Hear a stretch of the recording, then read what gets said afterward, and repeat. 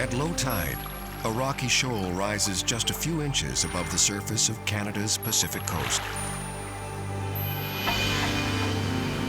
In fog, storm-tossed seas, or under cover of night, nautical hazards like these have claimed hundreds of ships and countless lives.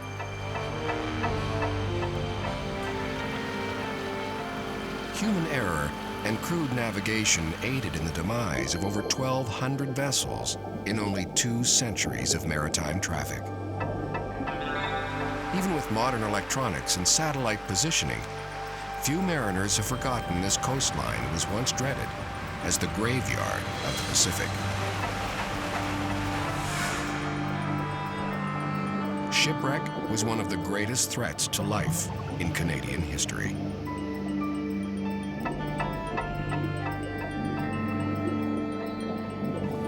Today, we'll travel to the jagged and treacherous shores of Vancouver Island and the Pacific coast. We'll examine how and why so many ships met their fate in these cold, dark waters.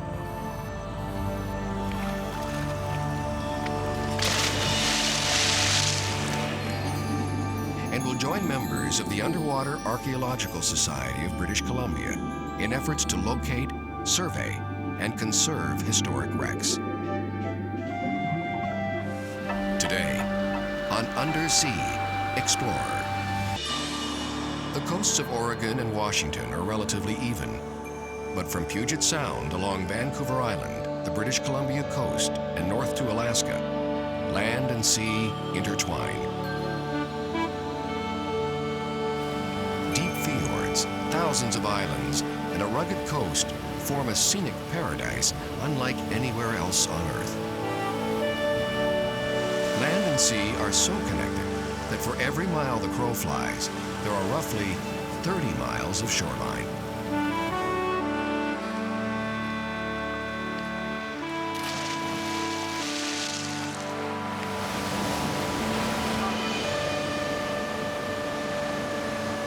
In frequent ocean gales, this idyllic setting was, and still remains, a mariner's worst nightmare. Storms explode over thousands of miles of open Pacific. Mountainous seas strike swiftly, driving ships onto jagged rocks and shallow reefs.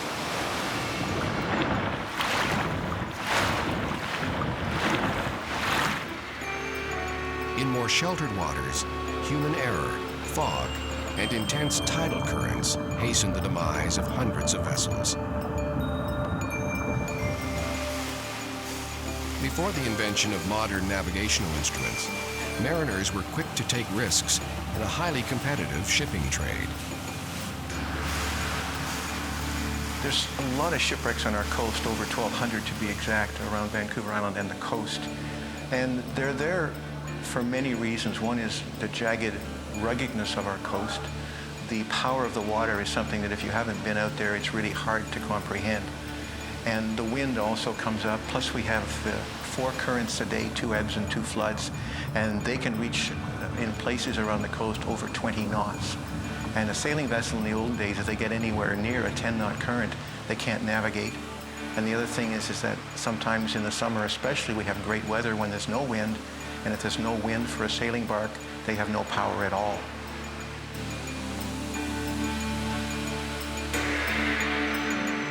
Early on, most of the shipping traffic on the coast was sailing vessels, of course. The inside passage was difficult for sailing vessels to navigate, so most of the sailing ship traffic tended to go on the outside. So it was the advent of steamers, the arrival of the Hudson Bay Company Beaver in 1836 that sort of changed that, the focus. Vessels started traveling up the inside passage as a result of being able to navigate. In the Great Lakes, cold fresh water helps to preserve delicate wooden ships, which are sometimes hundreds of years old. Wood timbers are free from cellulose-eating organisms and from corrosive seawater. But in salt water, wooden ships deteriorate very quickly. In BC waters, When wooden vessels sink, depending on where they sink, if it's on the outer coast, they probably get beaten to death by the waves. They simply break up and float away. If a vessel sinks in calmer waters, deeper waters in our coast, a wooden vessel still has a very short lifespan because the teredo worms, marine borers, get into the wood and slowly devour the wood fiber until there's nothing left. What you'll find once they're finished is simply any of the iron or steel objects, fastenings that made up the vessel.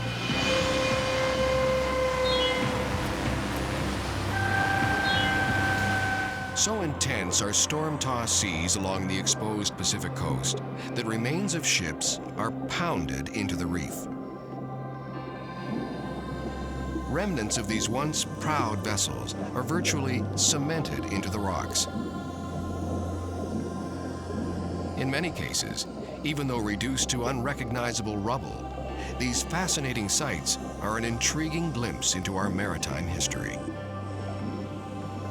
People have this misconception that ships, when they sink, remain largely intact, much like a Walt Disney shipwreck, if you will. It's far from that. As a matter of fact, ships tend to deteriorate very quickly in our waters because of wave action, wood-boring worms, the weight of the ship itself. And so what we're left with is this skeleton. Now, the skeleton of the shipwreck is what is fascinating to us as shipwreck enthusiasts. So even though these ships are broken up and skeletons, to us they're still very exciting and very interesting to dive on. And they are true puzzles that need to be explained and understood and to be measured and categorized as shipwrecks in our BC waters. In sheltered waters, protected from the fierce Pacific, shipwrecks sometimes survive relatively intact. But salt water, time, and wood-eating organisms still take their toll. Wooden ships last perhaps a few decades. Steel-hulled vessels, a few decades more. The sea eventually claims virtually all traces of the ships. As the 20th century progressed, improved navigational instruments, lighthouses, and rescue stations greatly reduced the number of ships and lives lost each year. British Columbia waters exacted a heavy toll on property and life since men and ships first defied storm and reef to travel its shores. The undersea world of this rugged coastline remains a remarkable time capsule of our maritime heritage. In 1975, a small and dedicated group of divers and shipwreck enthusiasts formed the nonprofit Underwater Archaeological Society of British Columbia. We joined members Jacques Marc, Ian Pope, and Paul Bielstein at the Maritime Museum of British Columbia. The Underwater Archaeological Society of British Columbia started in 1975, and the main mandate of the society is to research, to locate, and then preserve and conserve the maritime heritage lying underwater, not only on our coast, but also in the inland waters, our freshwater as well. For myself and for the members of our society, we really feel that when we see artifacts on the bottom, that we are so excited to see them that we like to leave them there for other divers to see. And if we feel that a smaller item, for example, or one of historical significance is at peril by leaving it on the bottom, or the fact that we really would like other people to see it who can't dive to have an appreciation of our maritime heritage, we will get a permit from BC Heritage Trust and we will raise that item to be preserved and conserved properly, which does take some money and time. And then we like to have it in the maritime museums in British Columbia so others can appreciate them as well.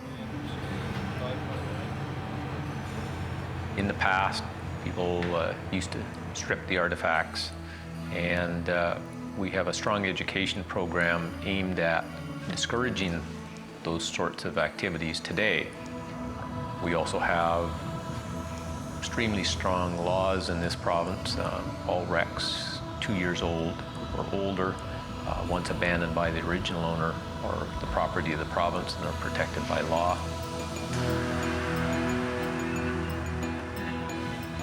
To better understand how shipwrecks are located, studied, and conserved, we joined the Archaeological Society on several expeditions along the British Columbia coast.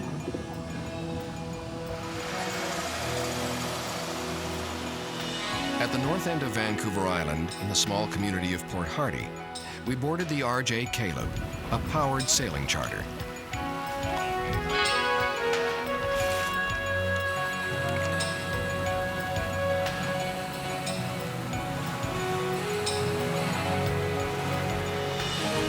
Traveling north, we ventured into the remote waters of the Central Coast, a complex and rugged series of fjords, islands, and inlets.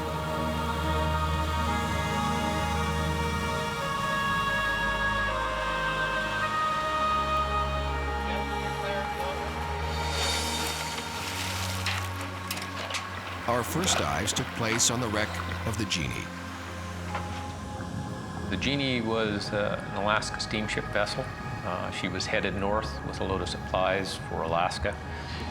In foggy conditions, she ran aground on Cape Calvert, punched a hole in the side of the vessel. Being a wooden vessel, they didn't feel that she was worth recovering.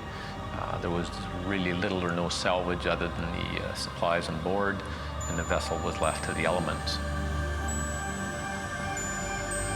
The remains of the Genie provided the Archaeological Society with a great opportunity to survey a newly discovered wreck site.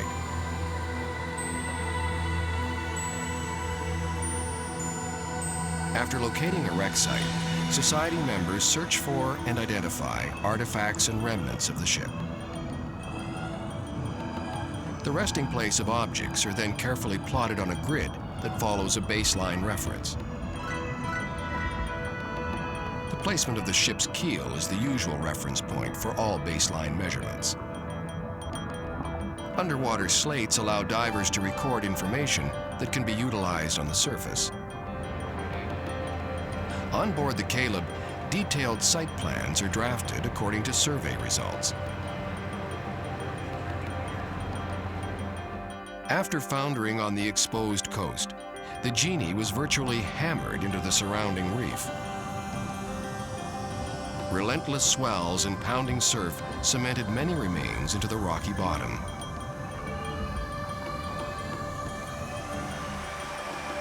The Ohio was a large passenger ship that struck a rock in Hickish Narrows back in 1909.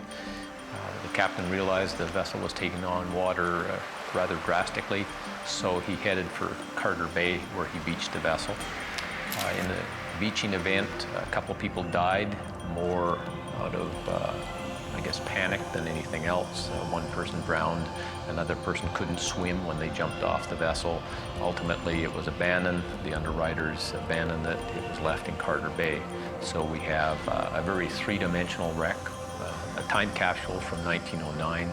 When we're diving on it, we found bathtubs, the tiling from the dining room floor, broken china, all sorts of, I guess, sort of things that relate to people, which was interesting for wrecks in our waters because most of them are devoid of people presence. They're just either iron or wood, inanimate objects.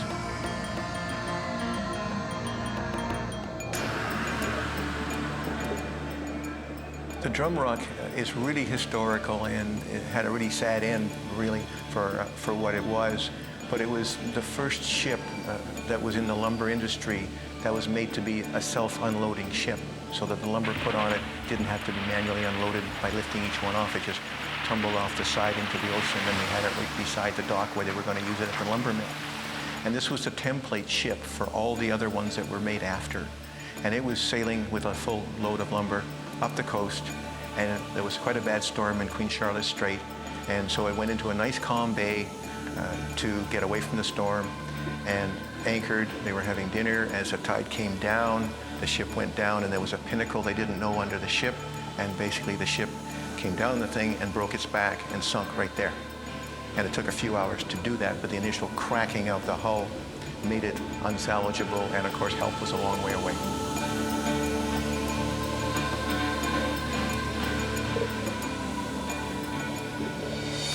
Modern-day wreck hunters utilize a number of high-tech devices in their search for sunken ships.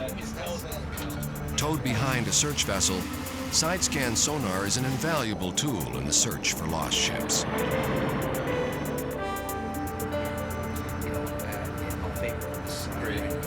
Right here you can see a target, a very clear target. It's much higher, brighter than anything around it, and it has the characteristic shadow behind it. What it is, we couldn't possibly judge from this standoff distance, but that's a very clear target of something quite significant. We're able to, if it's a man-made object, primarily because it doesn't look like it belongs. The object will be, angular or longitudinal. It'll have dimensions to it. We're able to measure basically the length and the width of an object on the screen, and each object, if it's particularly man-made and has some elevation to it, it'll cast a shadow. So if we measure the height or the width of that shadow, we can determine basically how long the object is, how wide it is, and from the height of the shadow we can tell you how high it is. In the more sheltered waters of the Georgia Strait, we joined the Archaeological Society on surveys of several interesting shipwrecks.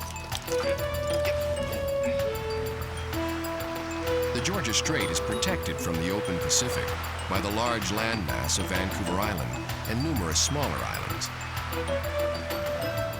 Wrecks here were usually caused by human error, strong currents, or by thick fog.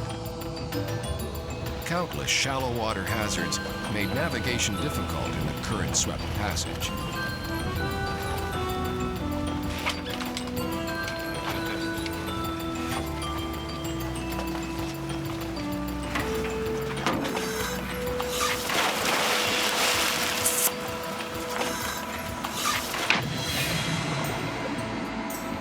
Shamrock was a steam tug that hit Vivian Island and sank in 1923. We've been carrying out a survey operation on that site in order to document the remains on the bottom. It was a wooden tug, so the wood has been devoured by the teredos or the marine borers and has left really all the iron objects from the internal workings of the vessel on the bottom. When Sheldon found the spoon, the purpose of the tag is to identify the artifact. Every artifact has a unique number on it, so it's not only an identification tag, but it's a bit of a management strategy as well. The tags also serve to dissuade people from taking objects, because one of the, the key things is when people find something new and exciting, they think, well, they're the sole discoverer.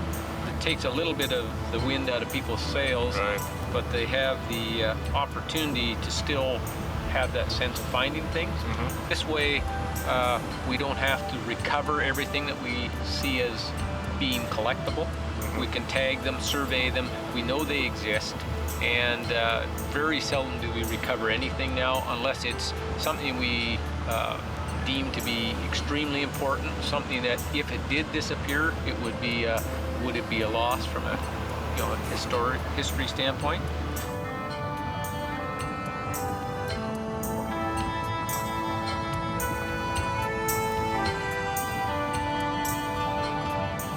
In addition to site surveys and artifact tagging, the Underwater Archaeological Society of British Columbia places memorial plaques at many wreck sites. These plaques commemorate the sinkings and inform visiting divers of the ship's historical significance. They also serve to remind divers that the wreck sites are protected as part of the province's maritime heritage.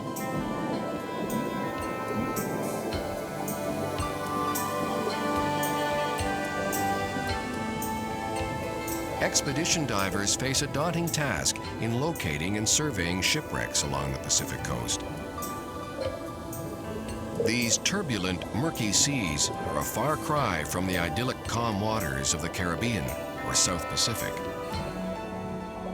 As divers, we have to contend with a lot of special conditions. First of all, we have cold water, so we need very good quality wetsuits or preferably dry suits. We have strong current, so some dives we can't get into the water when we like. We have to get into the water when it's safe to do so. Surge conditions can be very hard on divers, and in fact you can't get into the water on some conditions. And weather in general, just like the ships as they went down, because of weather we have to be careful about diving on the sites when it's too rough.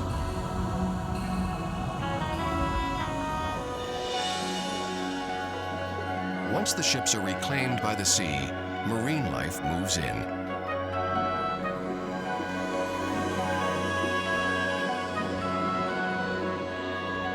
These artificial habitats act as surrogate reef structures, attracting a wide variety of undersea creatures.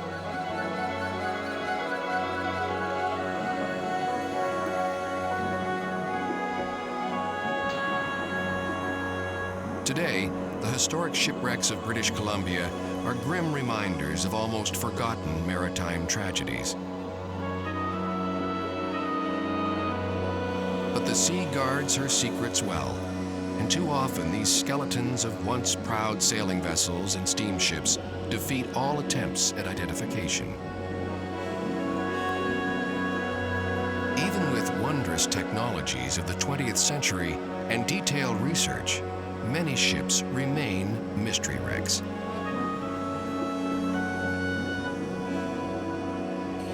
I think what brings me to shipwreck diving is the history, the persona that ships have as you start to learn about them.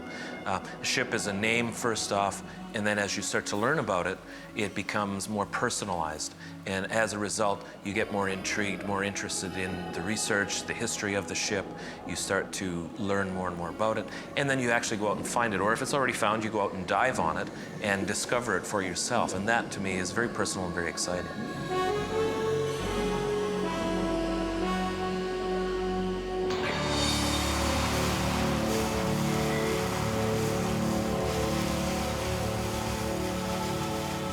Renewed attention has been focused on the hazards of maritime travel along the rugged shores of the North Pacific coast.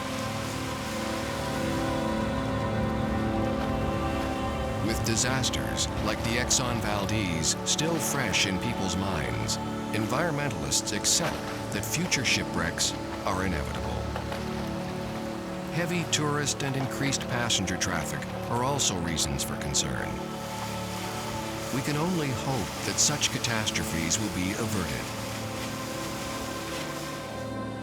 But with one look at the tragic records of this graveyard coast, even of recent years, it's difficult to be reassured.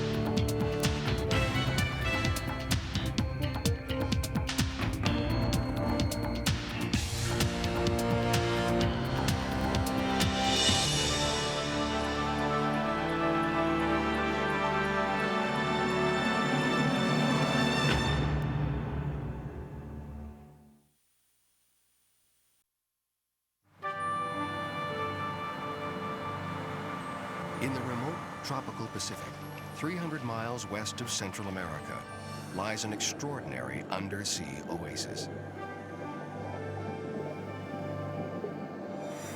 Here, like nowhere else on Earth, great schools of fish gather in staggering abundance.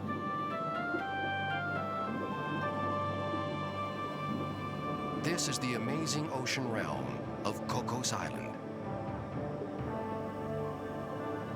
Beneath these waters, legions of giant predators pass in regal, silent formation. Among these hunters, hammerhead sharks reign supreme.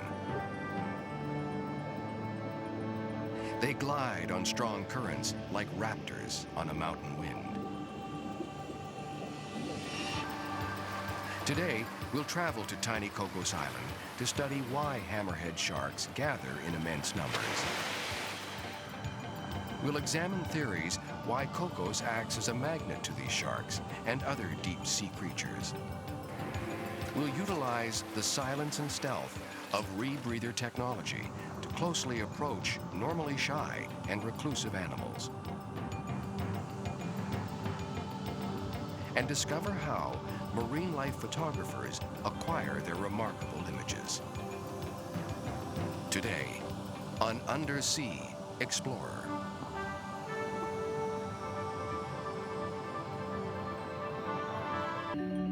Alone in the eastern tropical Pacific, Cocos Island is situated approximately 300 miles southwest of Costa Rica.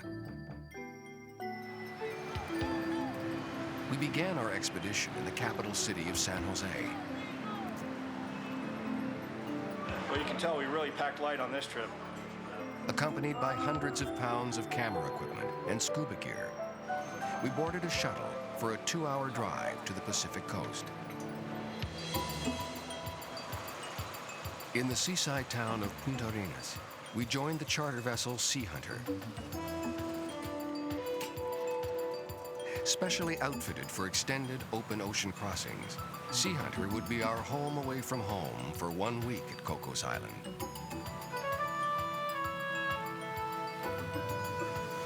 The 300-mile journey to Cocos can be long, over 30 hours, one way, in frequently rough seas. Luckily, we were spared bad weather and had a calm, uneventful crossing.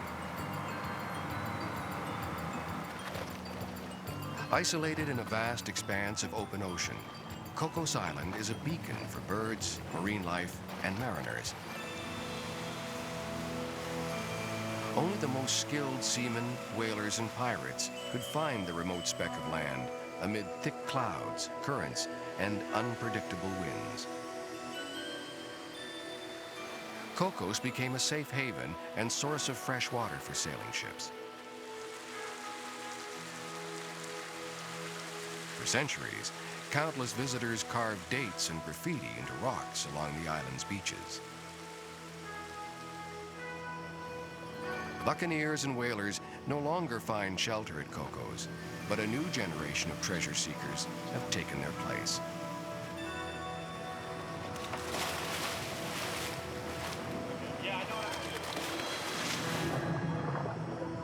Today, hunters come armed not with swords or harpoons, but with cameras. The waters surrounding remote Cocos Island are a marine oasis, unparalleled on Earth.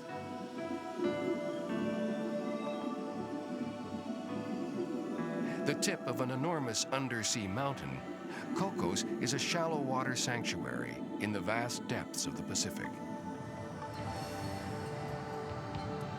Its isolation is the essence of its magic, and the reason why so many species come together in one place. Recognized as a special and important ecosystem, the island was set aside as one of Costa Rica's renowned national parks. Cocos Island is regarded as one of the last truly wild places on Earth. This submerged mountain peak is nourished by strong currents that rage along its slopes. Deep rivers of cold, nutrient-rich water rise up and bathe the island. The water column blurs as warm water mixes with cold. In an instant, temperatures can drop 25 degrees.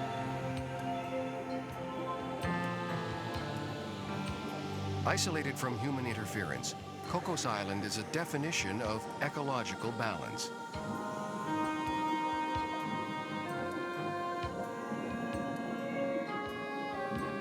Marauding swarms of yellowtail and gold-rimmed surgeonfish vacuum the reef of smothering algae.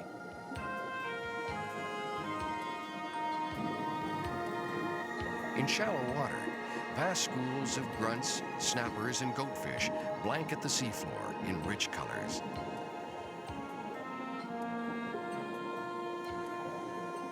Spiny lobsters move over the reef in search of food. There are enormous numbers of lobsters here, so many, in fact, that space is at a premium. Prickly battles frequently erupt as the crustaceans vie for shelter.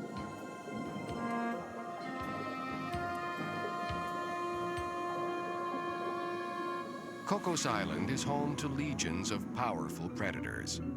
Sharks. White-tip reef sharks are specialized hunters. With flat, blunt heads and sleek bodies, they are adept at reaching into crevices in search of prey.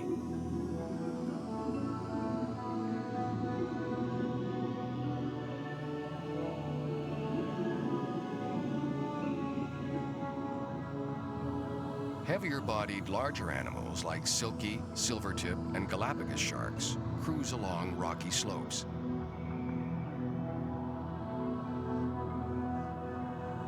Closely related, but much more alien in appearance, rays are essentially a flattened shark adapted to life on the seafloor. Almost perfectly round in shape, marble rays meander through the water column.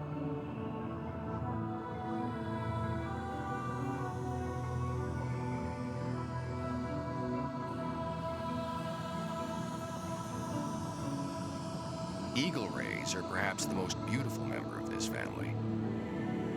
Numerous white spots and circular markings on its back distinguish it from other rays.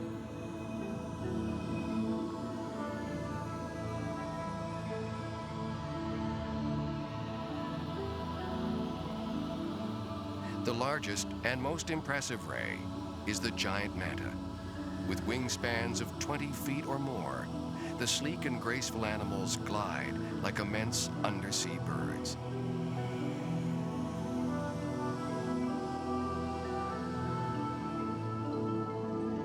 The liquid sky above is filled with scalloped hammerhead sharks. Each morning, they gather at Cocos, one of nature's most awe-inspiring displays. Dive, guys, is in Shark Fin. That's the name of the place, Shark Fin. It's about, from here, about 10 minutes. So be aware of this, about 10 minutes to Shark Fin. The focus of our expedition to Cocos are hammerhead sharks.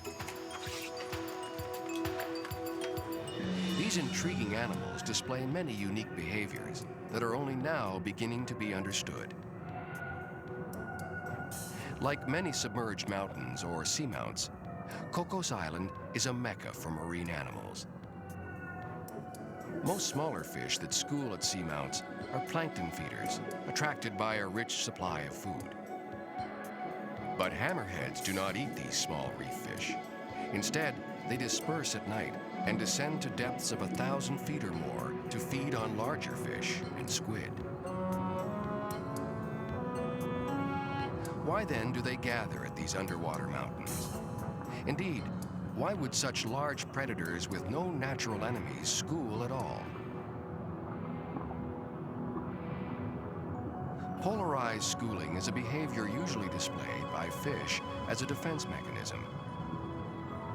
Moving in unison as a larger whole, the confusing mass is a deterrent to predators. Hammerhead schools are not polarized like those of reef fish. They are random affairs, with sharks meandering in every direction.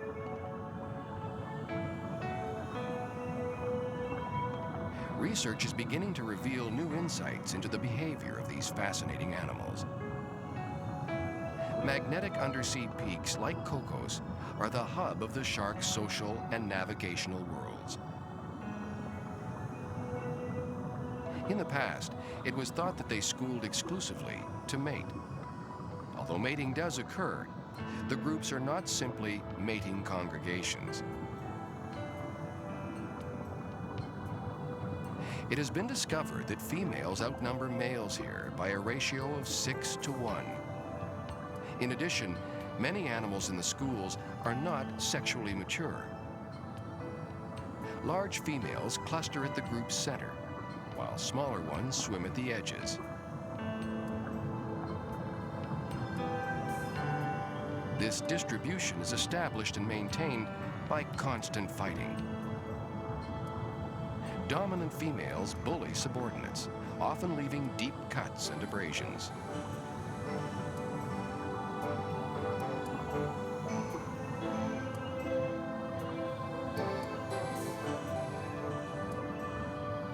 It was originally thought that the lacerations were mainly caused by amorous and aggressive males.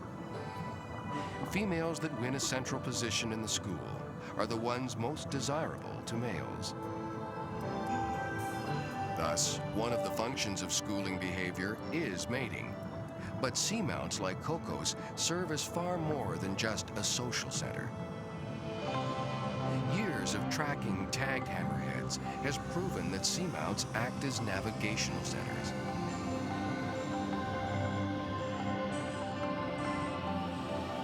Invisible magnetic valleys and ridges radiate from seamounts, such as Cocos, like spokes in a wheel.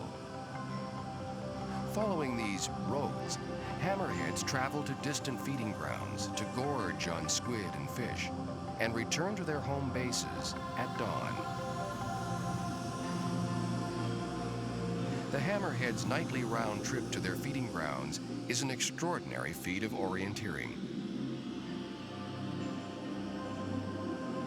Sharks, especially hammerheads, have the most acute electrical detection system in nature. It is now clear that they use the Earth's magnetic fields and beacons like Cocos Island to find their way.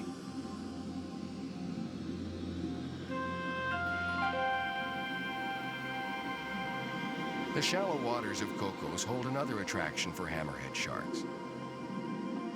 When they approach the reef, it's often to meet with this tiny fish. It's called a barberfish, and for good reason.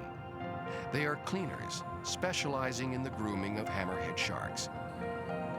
Swimming slowly along the bottom, the sharks attract the attention of barberfish. They quickly gather to bite off parasites and bits of dead tissue. In exchange for their services, cleaner fish get a tasty meal out of the bargain. This strange alliance is never violated, and barberfish are not eaten by their patrons. With the recent El Niño weather pattern, waters around Cocos warmed dramatically. Hammerheads disappeared to cooler, deeper depths, away from the shallow reefs that are home to cleaner fish.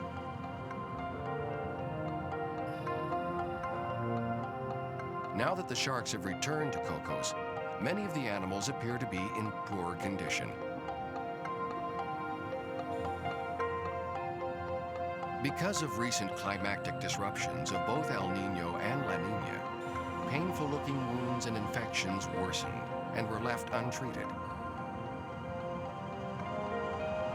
The sharks had no access to the cleaning and healing services of barberfish while in deep water.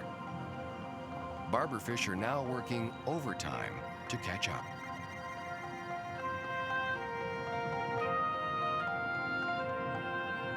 While there is still much to learn from hammerheads, they have revealed at least some of the reasons why seamounts like Cocos are the centers of their universe.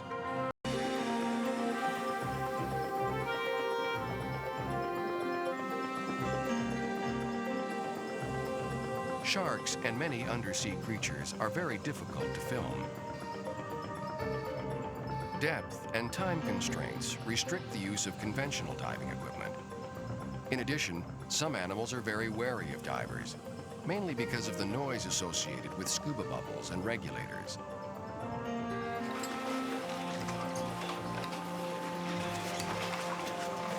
To dive with increased flexibility, safety, and stealth, we utilized a highly specialized breathing apparatus called a closed-circuit rebreather.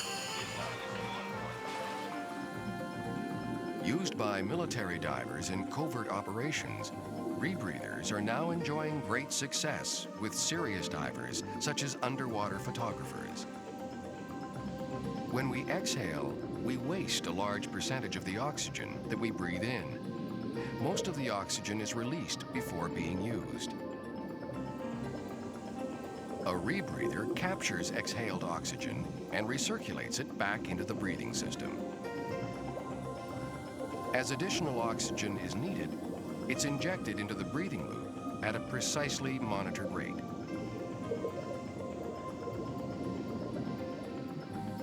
Carbon dioxide, a waste gas that we produce with each breath, is removed from the breathing loop and absorbed into a special desiccant mixture.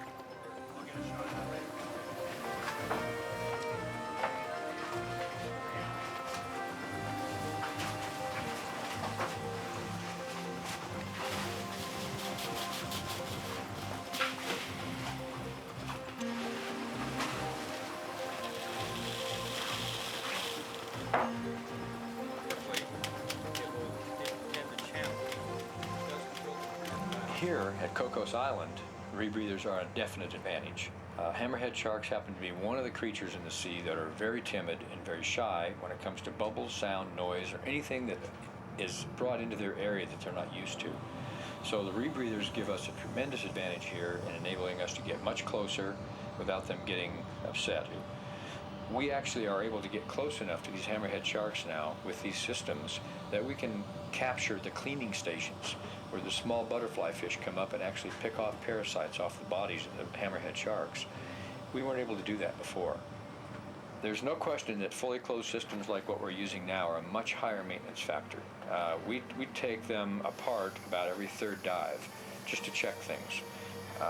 It's not often that we have problems with them, but they're the type of unit that you do not want to have a problem because it becomes much more serious. With a fully closed rebreather system like what we use, on the top of the stack is a portion that contains the electronics. There's a battery pack in there and various wires and 3 sensors.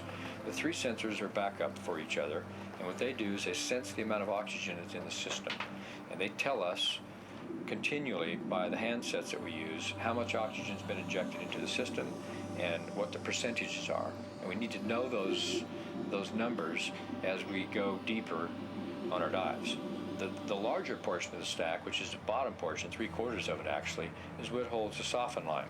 It's the substance that is used to filter out all the CO2.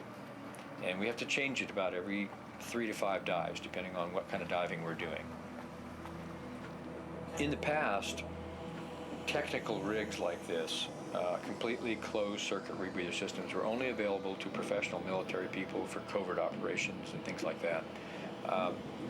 They are being constructed now in such a way that they can be used by civilians very safely if they're properly trained, and they have a wide variety of functions and uses for us in this field. Although just a kid in the 1950s, underwater cameraman Tom Campbell discovered his life's passion while watching the television series Sea Hunt.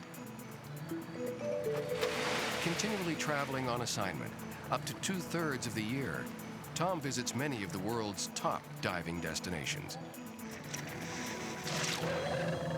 Utilizing rebreathers, conventional scuba, and even free diving, Tom has captured countless photographic, video, and film images. His is a storied and fascinating career. I actually started diving back in 1958 in Calgary, Alberta, Canada. It's probably was the first course offered for scuba diving, and it was pretty crude in its beginning. It was a $15 program, and I believe it lasted 15 or 20 hours, and it's what got me all fired up about scuba diving. I got fired up enough about it that I decided I wanted to come down to the States, which I was an American citizen at the time, and become a military diver. And ultimately, as a result of my training and experience, was assigned to a special operation in Vietnam with SEAL Team 1, and spent the rest of my tour with SEAL Team 1, training with SEAL Team 1, and operating in Vietnam in covert operations. When I got out, I became a diving instructor, and the rest is pretty much history. I've been diving ever since, which is about 40 years now. Throughout my career, both in the military and with the California Highway Patrol, diving was very special to me. So I continued as a real avid diver all that time. I think I'll probably continue to dive until I either lose the desire, or I'm not physically able to do so, or something else stops me for whatever reason that might be.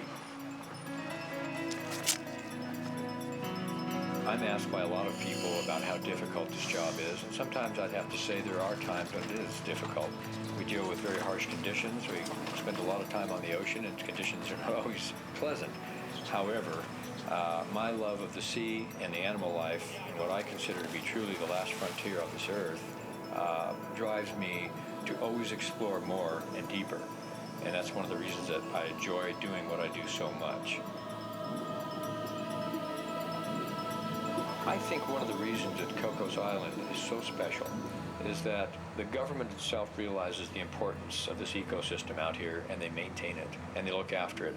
And it's unfortunate that in a lot of countries that's not true. Here it is. And Cocos Island, I think, will remain a real treasure for a long time.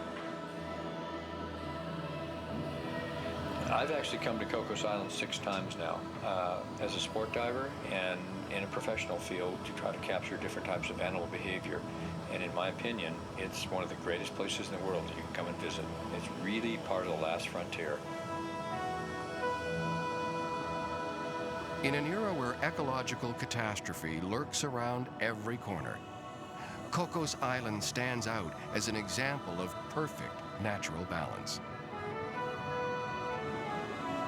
Shrouded by descending twilight, predators set out to hunt in the dark void of the deep. Come morning, they will return once again to Cocos, perpetuating an ancient cycle of life at this extraordinary island of sharks.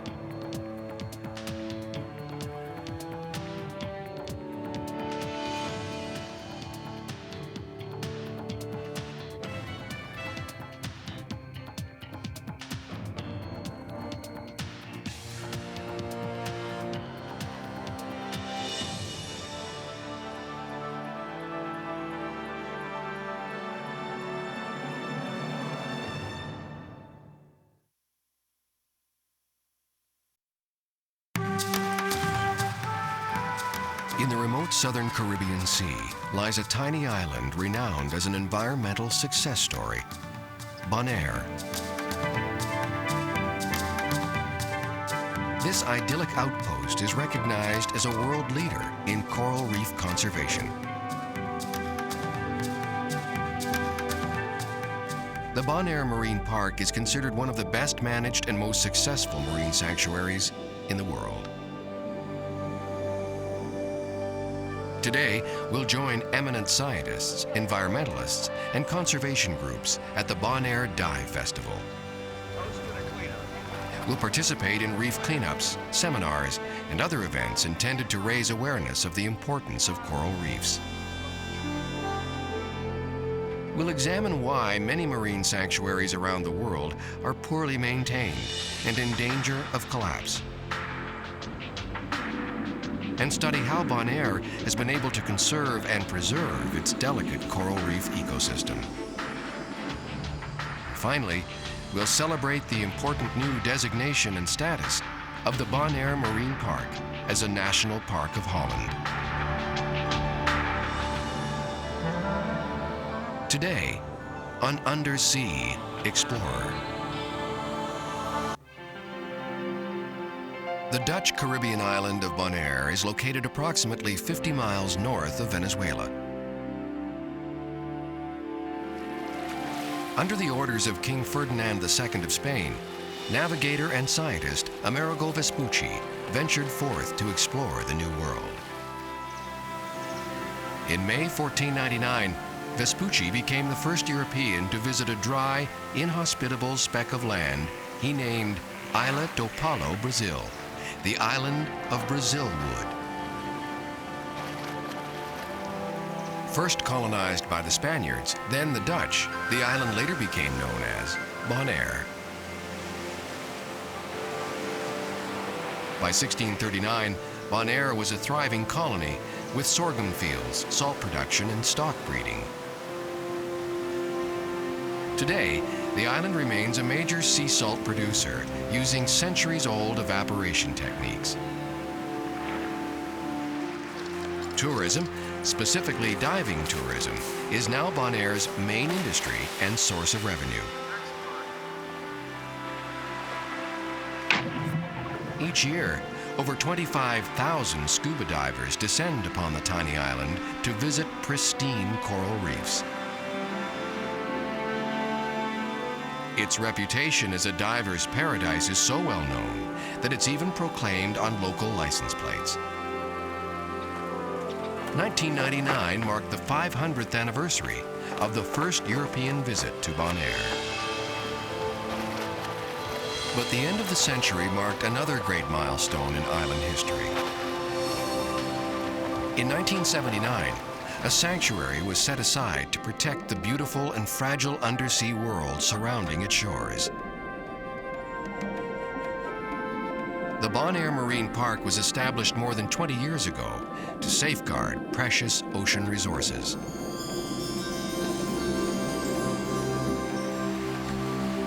The Bonaire Marine Park is a protected area all the way around Bonaire and Klein Bonaire, which stretches from the high water mark to the 200-foot depth contour. The Marine Park was first established in 1979 with funds from the World Wildlife Fund, and it was set up because people were concerned about the condition of the reefs, and they were concerned about increasing diving pressure on the reefs particularly. Bonaire has always had a very far-sighted view towards its own natural ecology.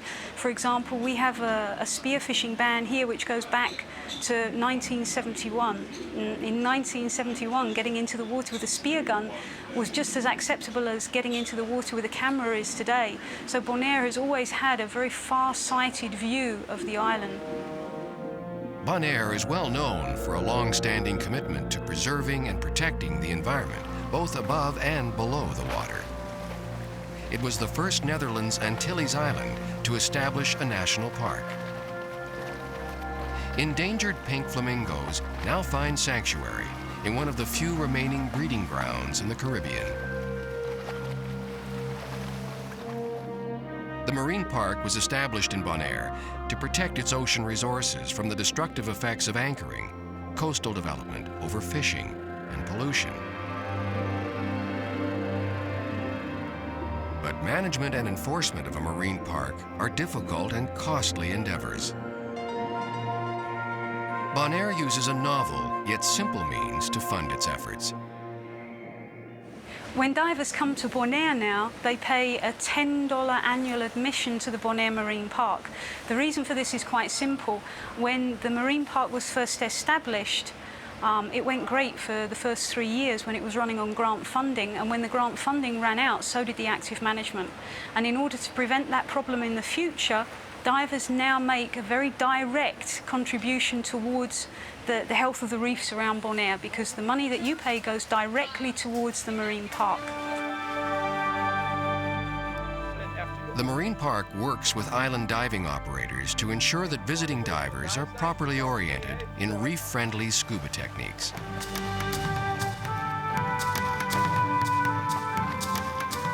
Local children are introduced early to the wonders of the undersea world through a program called Turtles of Bonaire.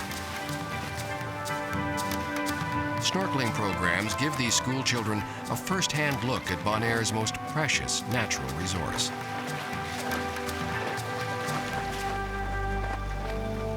One of the most important mandates of the marine park is to protect reefs from the damage caused by anchoring. An extensive system of mooring buoys is maintained around the island for visiting boaters. Coral reefs are immensely fragile. They can be severely damaged by things like anchoring. Anchoring just smashes the coral to pieces, physically smashes it to pieces. And a coral head of just a metre or so in diameter will take decades to grow. It's not something that will regrow quickly or easily.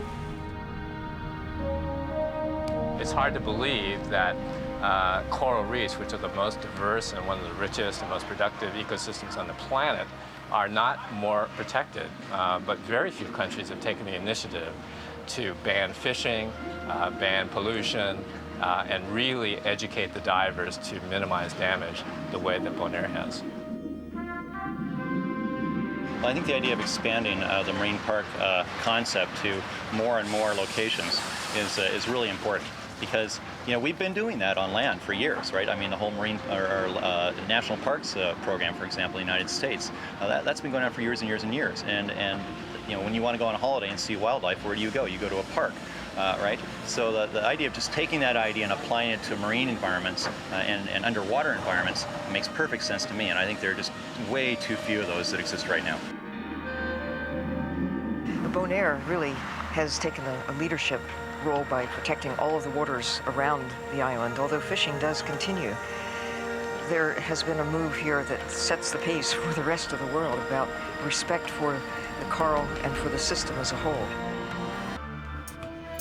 In November 1999, marine scientists, conservation groups, and hundreds of divers descended on Bonaire for the 3rd annual Bonaire Dive Festival. Long recognized for its commitment to environmental protection, the island was chosen by the Coral Reef Alliance to host what has become one of the Caribbean's most important diving and educational events. The festival provided participants with the opportunity to attend a wide variety of conservation-related lectures, photographic seminars, and most importantly, to dive. The festival offered visitors an opportunity to participate in fish surveys, to document the great diversity of species in Bonaire. Cleanup dives helped to clear coral reefs of litter and debris.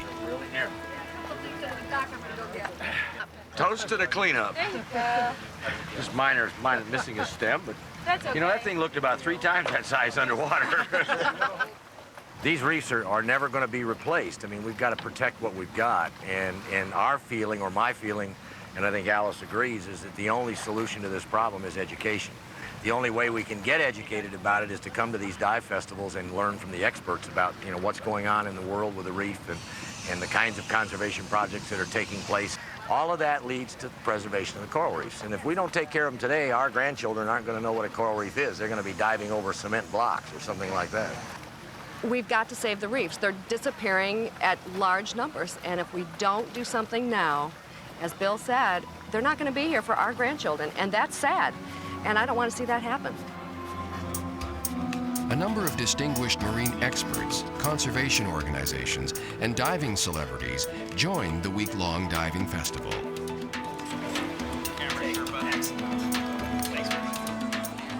The host environmental group for the festival was the Coral Reef Alliance, or CORAL for short.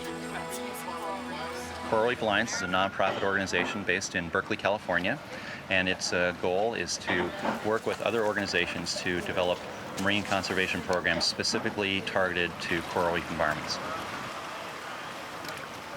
When Coral decided to throw our first dive festival back in 1997 as a celebration of the International Year of the Reef, we decided to look hard for a place that we could celebrate that was really a showcase of good conservation, great diving, and just a wonderful feel of the people's commitment to conservation. And it was a clear and obvious choice. It was Bonaire. The Bonaire Dive Festival looks like a tremendous success to me. This is my first time here. I'm very pleased to have been invited to speak here. It's kind of like preaching to the converted, though, because the park is so successful. But it's just wonderful to see so many divers, and I've noticed that underwater, despite the great number of people, there's very little diver damage. I think that's a real tribute to the dive masters, the educational programs, the orientations that are going on here during the dive festival and on Bonaire in general. Bonaire is regarded as one of the best diving destinations in the world. The peak of a submerged mountain, the island is fringed by deep sloping reefs, unparalleled in the Caribbean. Protected within the marine park, fish populations in Bonaire are some of the most abundant and species-rich in the region. The highly accessible reefs that surround Bonaire have never suffered from exploitation or pollution. And the island's environmentally conscious diving industry will ensure they never do.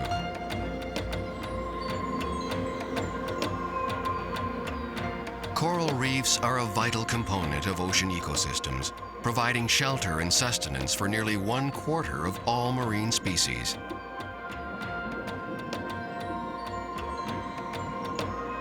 One of the most spectacular and ancient forms of life on Earth, coral reefs provide a home for over 4,000 species of fish, 700 species of coral, countless plants, and other animals.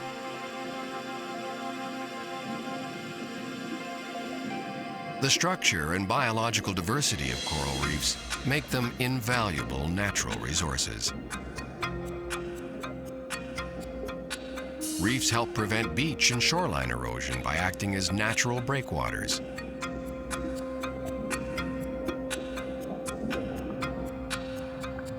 Coral reefs also provide an important source of food and income for millions of people.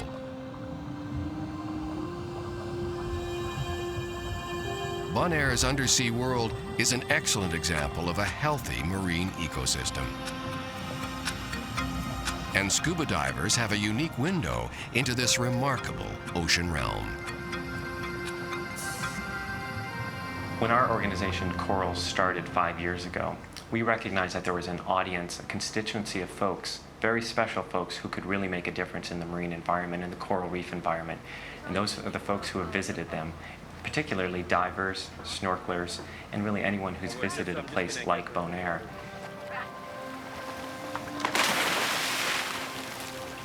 Scuba divers have a role in marine conservation, no doubt. They are a unique group. There's only 5 million throughout North America that have ever strapped on a tank and headed underwater. Now those folks can tell a story to the tens, hundreds of millions of other people in this world.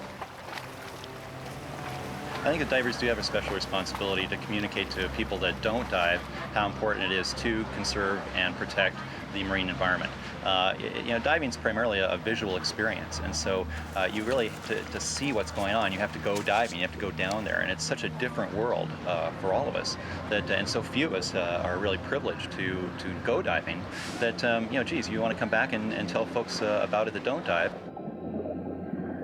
Divers do have a special role to play in the conservation of coral reefs. Many people look at the ocean and see just a vast expanse of opaque water.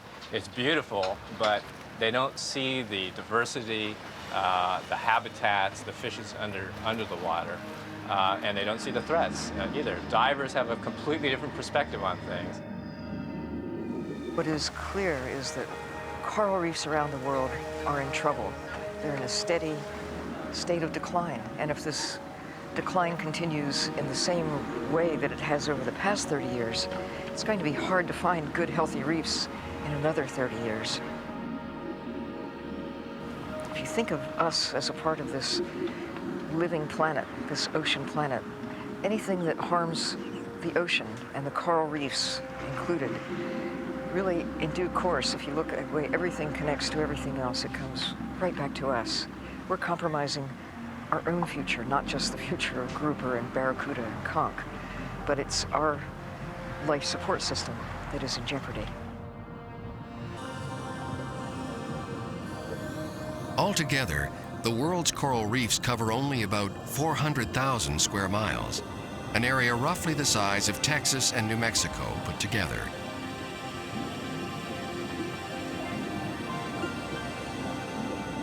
They occupy less than 0.3% of the ocean floor. But because the business of life in the sea is the business of light, shallow coral reefs support fully 1/4 of all marine plants and animals. It's estimated that almost 1 million species of fish, invertebrates, plants, and other marine animals call coral reefs home and use them as nurseries. To call a reef a busy undersea city is an understatement. perhaps a more appropriate analogy for a coral reef is the human body. With its intricate web of different cells, organs, and systems that are all dependent upon each other. Damage or destroy one body part, and the whole being suffers. Around the world, marine parks offer protection to only a small fraction of the ocean's most important ecosystems. And of these sanctuaries, only a small handful are effectively managed and actively enforced. U.S. national marine sanctuaries are really little more than sanctuaries for fishermen. They don't really provide any protection from fishing, for example, and they only have weak controls over pollution, which are two of the major threats to coral reefs. Really, there's a great need for more fully protected marine reserves like Bonaires around the world. Way less than 1% of the ocean is designated as marine protected areas, and within that, an even smaller fraction is off limits to fishing. As a scientist looking at things objectively, I think it's realistic to expect coral reefs to recover quite well from physical impacts like ships crashing into them, diver damage, anchor damage. As long as water quality is good, coral reefs can make a comeback, and we've seen that time and time again.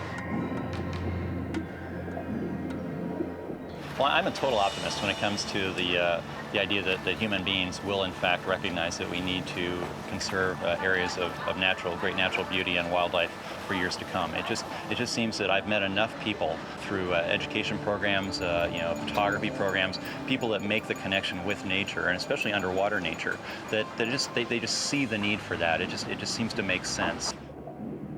We recognize that there are marine protected areas throughout the world, which is a wonderful thing, but unfortunately about 90% of them have no sort of enforcement, any type of funding structure. So marine protected areas are very important, but what's really important is that they're implemented well.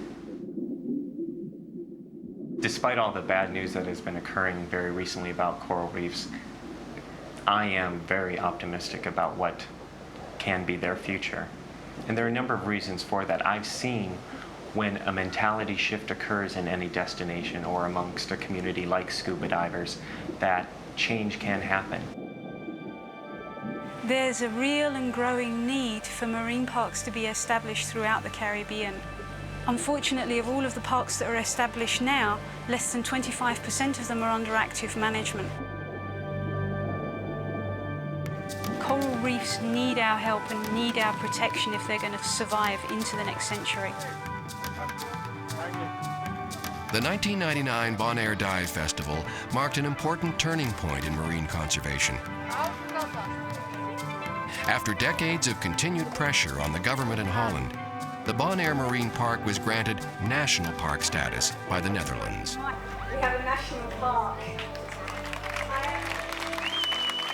We are extremely proud that the Bonaire Marine Park is now a national park. I think that it's extremely well deserved, and it's something that the island has been working towards for more than 20 years. They really deserve that kind of recognition. If something really dreadful were to happen now, I can go storming in and say, not in a national park, and everybody understands that intuitively. There is no argument about it anymore. What it also does for me is put the marine park into a much bigger arena. We've always been considered a model of our kind in the Caribbean. This is like the official endorsement of that, but also more to the point, if I have problems here, it means that I have recourse not just to the island government, but to central government and all the way back to Holland, because this is now a national treasure. That's what it has been recognised as. There's so much interconnectedness when you look at the sea. You cannot look at Bonaire in isolation and say, well, Bonaire's doing such a great job. It's a wonderful marine park and therefore we've done it. We haven't done it, we've only just started. Everybody needs to start to protect their marine environment the way that Bonaire is. And in that way, we can start to ensure the future of the entire Caribbean basin. And when we've done that, maybe the oceans of the world. I hold it up as an example wherever I go in the world, as a shining, clear, to be followed model of people who really have not only seen what needs to be done, but they have taken the action and they're doing it. So I love coming here, and I look forward to bringing my grandchildren And I hope my grandchildren will bring their grandchildren here in the years to come. Coral reefs make and save money in the global economy. Water-related tourism accounts for up to 50% of the gross national product of some coastal developing nations. Up to 25% of the total worldwide annual fisheries harvest comes from coral reefs. The role they play in filtering and processing of waste products, the production of sand for eroding shorelines, and protection from storm-tossed seas are invaluable. Bonaire remains a shining example of how we can protect and conserve our few remaining and intact coral reef ecosystems.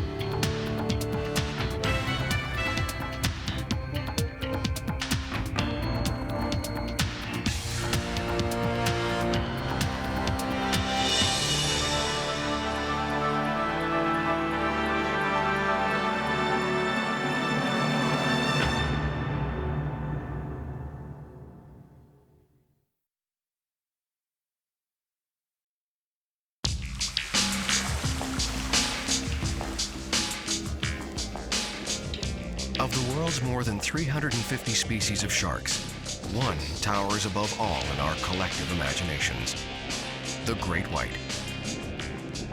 The attack of a great white shark is frightening, brutal, and swift. They are responsible for more attacks on man than any other shark. But unlike its Hollywood persona, the great white is seldom a man-eater. It's believed they mistake humans for seals, their main prey, or strike out in territorial aggression. Today, we'll travel to the waters of South Africa to study this fascinating and often misunderstood animal.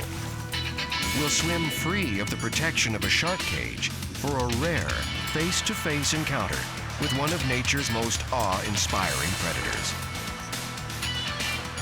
We'll also search for two other intriguing sharks, the menacing sand tiger and the elusive six-gill shark.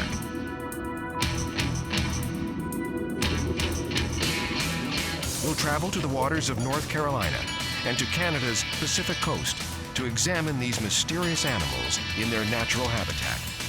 Today, on Undersea Explorer.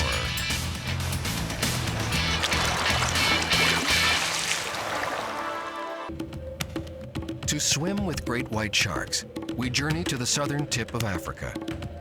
From Cape Town, we travel 2 hours by road to the tiny village of Hansbaai. The Cape of Good Hope, one of the most treacherous bodies of water on Earth. Here, cold, windswept shores provide refuge for thousands of Cape fur seals. The nimble sea mammals are quick to show off their acrobatic skills. But these waters are not safe for even the most agile pinniped. For in these dark depths swims the most powerful shark in the sea. This is the hunting ground of the great white.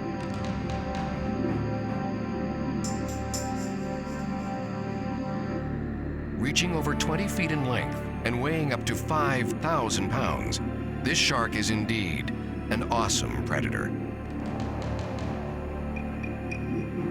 Their very existence captivates our imaginations and stirs our deepest fears. They are some of the most ancient and successful hunters in the sea.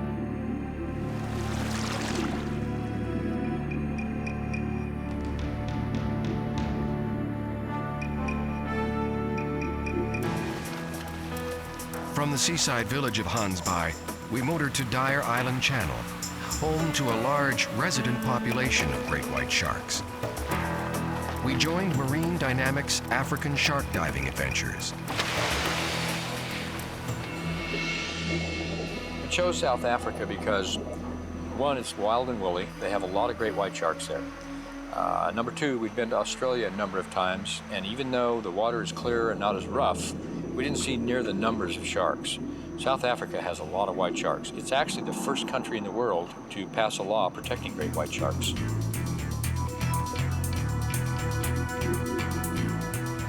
To attract the sharks, a pungent mixture of fish guts, blood, and seawater is released over the side. Before long, the first of half a dozen great whites makes an appearance. Guide Andre Hartman has worked with the animals so often and is so comfortable with them that he seemingly tempts fate.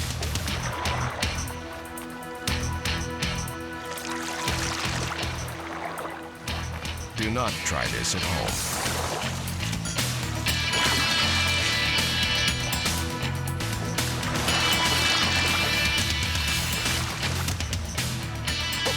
Nick your finger! Despite man's keen interest in white sharks and frequent media attention, surprisingly little is known about this apex predator. Perhaps because of their infamy and sinister reputation, they've been hunted to endangered status in many areas.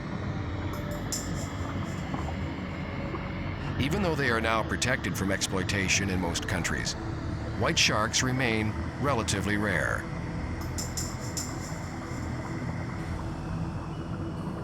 Here off South Africa, we have what we would call an area of an abundance. That doesn't mean that you have an overwhelming number of sharks, an unnatural number. Essentially, this animal evolved to occupy a very specific ecological niche, and their reproductive capabilities and their physiology is one that limits them to small numbers. So the answer to how many white sharks are there, we'll probably never know. One thing we do know about white sharks is that females produce anything from 2 to 11 pups, and pups are born at about 1 meter to 1.5 meters in length. Their gestation period, or their pregnancy, may be anything from 10 months to 1.5 years. Young are born live, are replicas of the adults, and are ready to take on the role of marine predator at birth. The largest verified white shark was a female captured off the island of Malta in the Mediterranean, and that came out at 7.1 meters. That's almost 23 feet. There might have been a little bit of stretching of the animal as it was pulled up the dock, but unquestionably it was the largest white shark ever caught. Virtually all our knowledge of great whites comes from observation by divers inside protective cages. Mark Marks has taken an astonishing step in trying to understand this mysterious animal. He is one of few researchers who dares to swim freely with white sharks. Previous research with white sharks that have tried to answer questions about their behavior have all had the limited confines of a shark cage. 2 years ago, I realized that this was unacceptable. You can't study natural behavior from within a cage, especially if you're interested in social interaction. And to that end, after a very long, slow learning curve over the last 16 years, I've been able to recognize body posturing and displays the sharks use to communicate, to be able to recognize when I could safely get in the water with white sharks. And to this end, we've been able to push the science, because now all of my diving with white shark takes place outside of a cage, either on the bottom on scuba or with a rebreather, or free diving. We worked for several days in heavy seas and tried working in the cages, and even tried sitting on top of the cage, and even tried working with a pole cam off the boat where we have the camera hooked to a long pole. It's extremely difficult. We were getting beat to death. We were running out of time. We were getting short on the story. We were getting very concerned about it. So I watched the sharks very carefully all week, and I felt like we could get in the water and give it a try. So I did. And the first time I got in, I was free swimming. I wore a dry suit because the water temperature is 59 degrees. And I weighted myself so I could stay just below the surface comfortably. And that worked the best for me. I think it would be a total lie if I or anybody else stood in front of a camera or anyone and said that they didn't feel apprehensive or a slight bit of fear when you get in open water with a great white shark. It's the #1 apex predator in our oceans, and as I said, capable of tremendous power.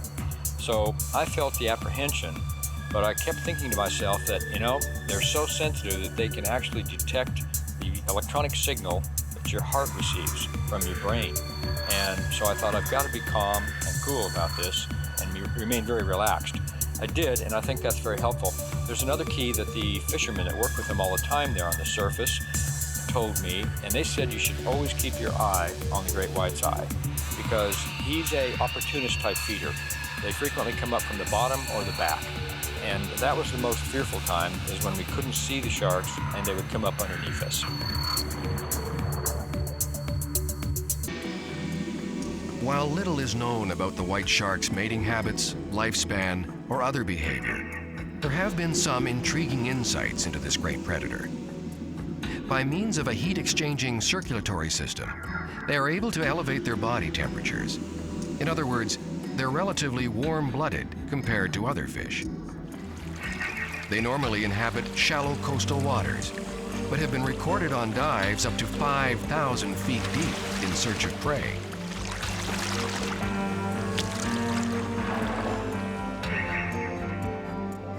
We now know that white sharks are anything but the lone solitary predator. They possess a very strong social structure. Behaviors they engage in are very complex. White sharks have demonstrated themselves to be cognizant, sentient predators. They're aware, they make decisions. Now, I've also been able to demonstrate that typically predators will organize themselves based on dominance hierarchy in their social structure, really basically a pecking order. And for most animals, the largest animal on the block is the baddest. It's the most dominant. But white sharks possess a set of weapons that are so efficient that it would be maladaptive for them to take each other on unnecessarily. But in the case of white sharks, individual aggression level plays as integral a role as size.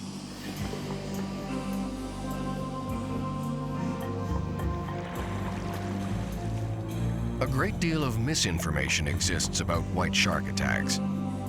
Although attacks do occur, they are extremely rare.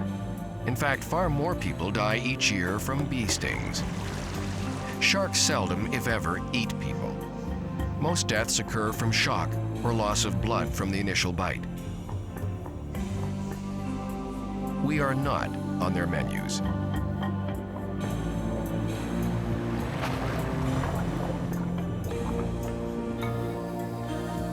It is now believed that most incidents are cases of mistaken identity or territorial aggression. Swimmers on the surface do somewhat resemble prey species, especially when seen from below.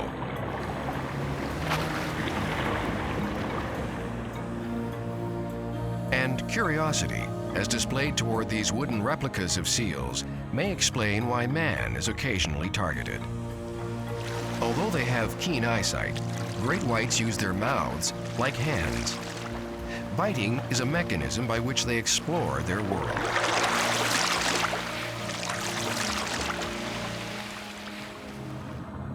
As a result of all the post-Jaws notoriety following the film, white sharks were branded with a negative stereotypical image. This has been exploited and perpetuated by the contemporary media and literature. In fact, during my last 5 years working with white sharks at close quarters, outside of a cage, moving with the animals in a natural environment, we've been able to demonstrate that these white sharks are not the fearsome Godzilla man-eater they've been portrayed to, but relatively intelligent, complex social animals. From an evolutionary point of view, the white shark represents one of the planet's greatest success stories. By eliminating great white shark, we may be doing tremendous damage to the rest of the ocean. I don't think it's too late for the great white shark, but then I'm not a biologist. I do know that from what I've seen and the people that I've talked to who are scientists in that field, that great white sharks can be saved, and they are making a slow comeback, especially now that we're protecting them. White sharks are an integral part of the natural order of the sea. Without them and other sharks, populations of prey species could grow unchecked, creating an imbalance in the food chain. There is also an awesome beauty and majesty to such large predators. Recreational diving encounters with great whites is a growing industry. Though few of us would wish to meet a white shark in person, we would truly miss them if they were gone.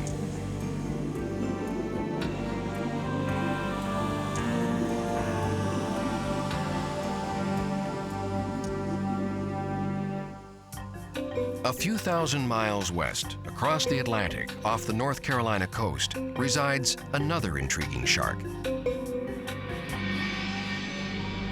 This is the domain of one of the fiercest-looking shark species, the sand tiger. 120 feet below the surface, a shipwreck provides shelter for vast schools of anchovy and a few large barracuda. A half-century after being sunk by a German U-boat in World War II, the wreckage also offers refuge to sand tiger sharks. For a few months each year, schools of sand tigers gather over the sandy bottom near the wreck to mate and rest. Unlike most fish, sharks do not have gas-filled swim bladders and will sink if they stop swimming, except for sand tigers. They maintain neutral buoyancy by swimming to the surface and swallowing air, which they store in their stomachs. This allows sand tigers to suspend themselves motionless in the water column. Originally labeled as man-eaters because of their jagged teeth and fearsome appearance, sand tigers have proven to be harmless. Interestingly, these sharks bear only 2 live pups per year. The developing embryos eat other eggs within their egg cases. They hatch internally and then hunt the surviving sibling embryos. Only 1 embryo prevails in each uterus. They then feed on the remaining unfertilized eggs.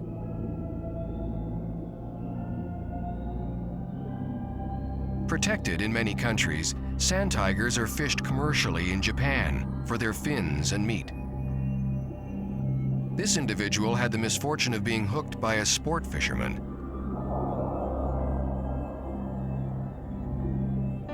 To closely film the normally shy animals, our camera team utilized closed-circuit rebreathers. These devices eliminate noisy scuba bubbles by recirculating breathing gases and removing waste gas. This allowed the divers to approach the sand tigers in relative silence.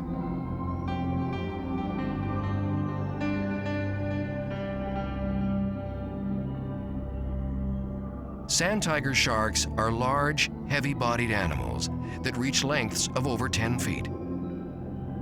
They are found in temperate and tropical waters of the Atlantic, Indian, and Western Pacific Oceans. Sharks are found in all parts of the world's oceans, from warm, sunlit shallow reefs to cold, dark recesses of the deep sea.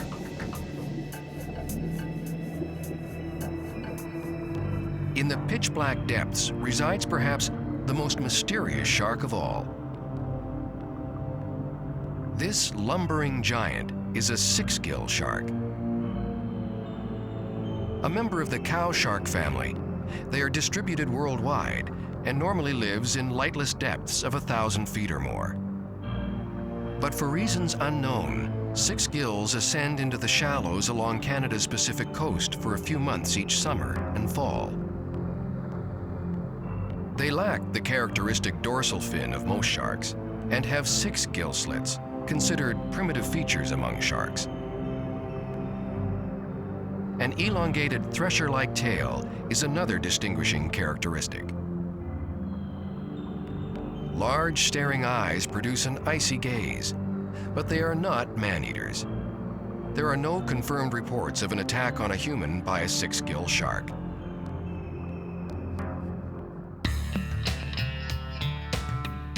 To study and photograph six-gill sharks, we traveled to the waters of British Columbia, Canada, and Hornby Island in the Strait of Georgia.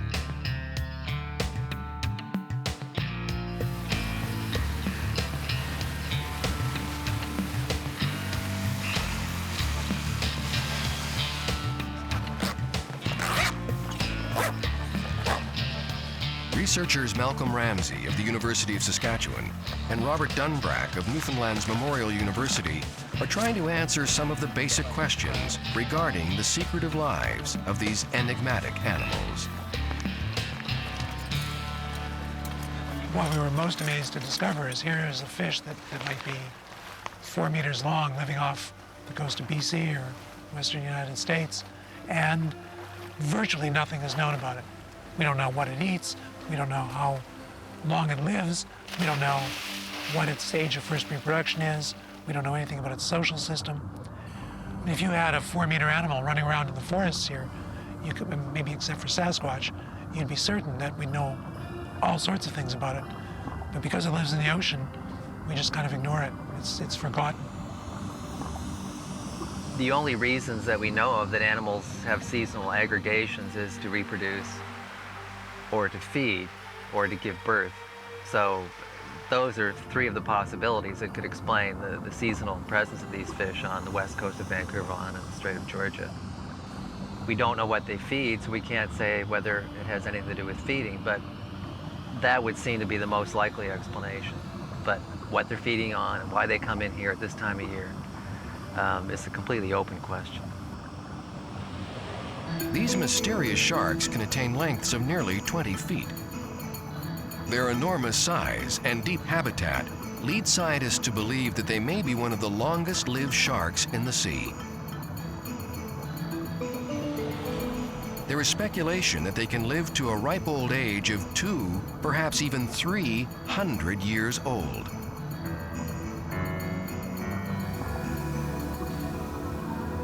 With the collapse of many commercial fish stocks in recent years, sixgills were briefly considered as a viable new fishery. But with virtually no knowledge of their populations, growth, and reproductive rates, this ill-conceived plan was shelved.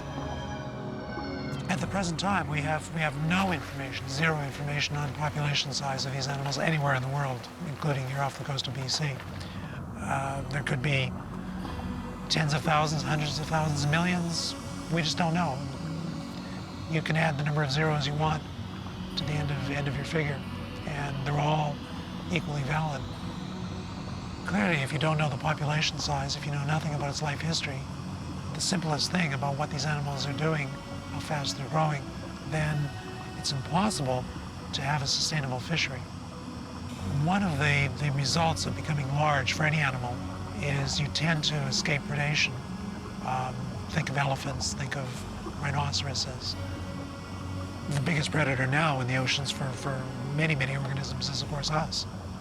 They've evolved in a way that their mortality rate is very, very low as adults, and then if you suddenly start killing them, there's no way that the population's going to respond to that in any reasonable time frame. Sixgill, sand tiger, and great white sharks are 3 of the most intriguing creatures in the sea. But like many sharks, these long-lived animals produce few young and could be virtually wiped out from overfishing. Sharks are under extreme pressure from commercial and sport fisheries. When we consider the importance of these apex predators in the marine food chain, perhaps we should question our right to slaughter millions of them each year.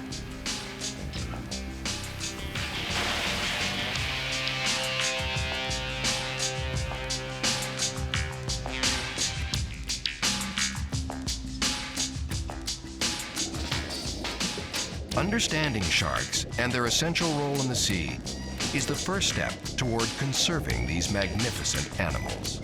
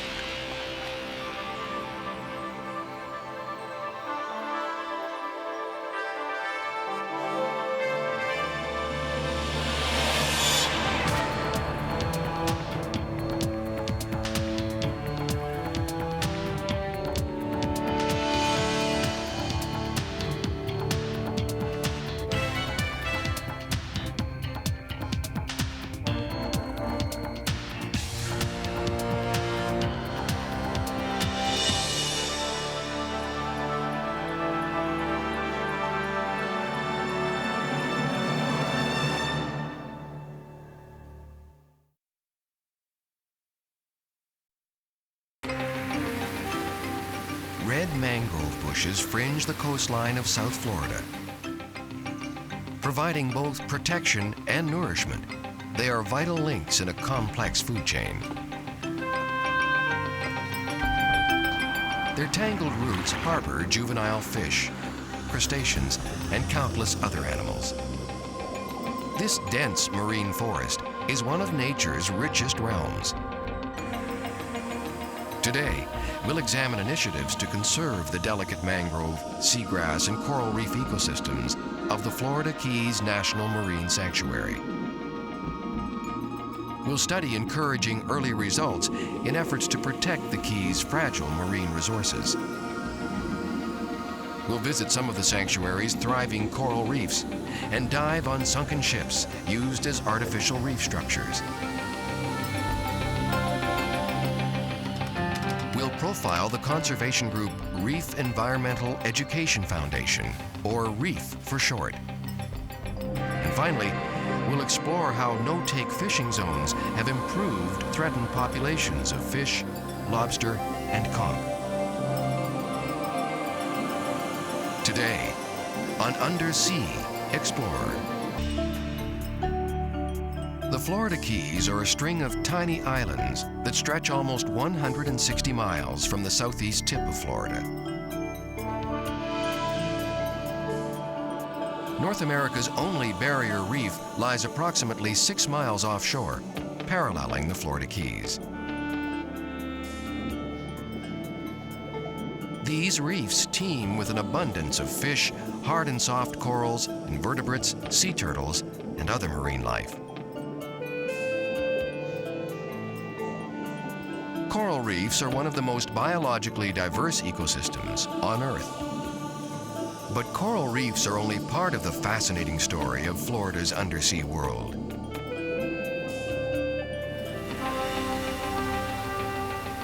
The Florida Keys are surrounded by mangrove forests and seagrass beds, which together with coral reefs form a fragile, interdependent ecosystem.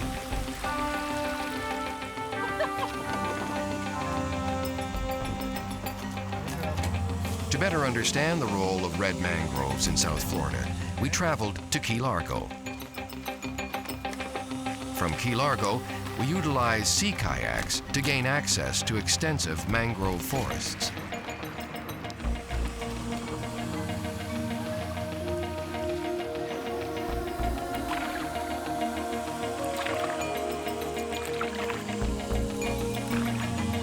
Mangroves are classed as halophytes, trees that have adapted to the marine environment. Salty water and soil keep out other more efficient plant competitors. They derive their nutrients directly from the water column. Mangroves prosper where no other trees can. Mangroves form the basis of a unique and elegant food chain. They help support much of South Florida's wondrous animal life. The forest canopy provides a nesting area for several species of birds. Submerged roots are a nursery and breeding ground for many animals that eventually migrate to the outer coral reefs of the Keys. Mangroves trap and produce nutrients, stabilize the shoreline, and filter pollutants. They shed more than 3 tons of leaves an acre each year. As leaves decompose, they are eaten by crabs, worms, and other small creatures that form the lower links of the food chain. These animals are in turn eaten by larger fish and tropical birds. Mangroves are far more than just a tangled nuisance to shoreline development.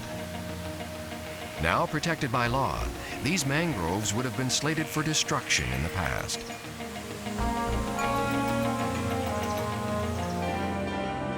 Beyond the mangrove forests lie shallow seagrass beds. These flowering plants are also important links in the marine food chain. In addition to providing nourishment to many animals, seagrasses filter the water, release oxygen, and stabilize the ocean floor.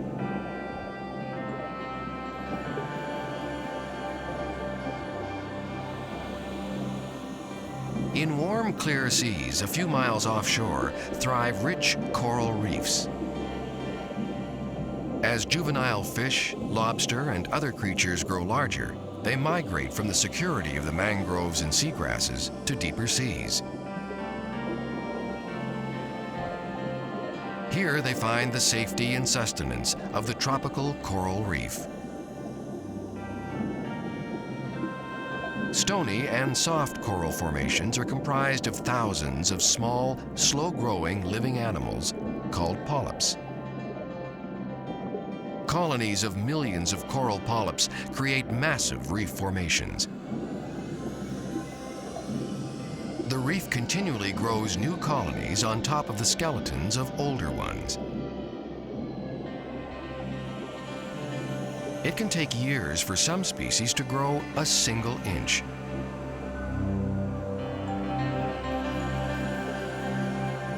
The first tiny coral reefs of the Florida Keys occur at least a mile from shore.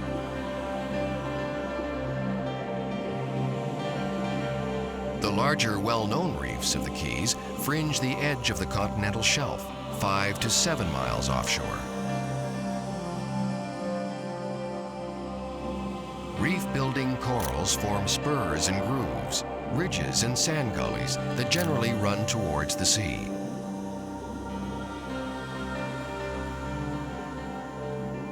This dynamic reef is bathed by the rich waters and currents of the Gulf Stream, providing an ideal habitat for countless marine organisms.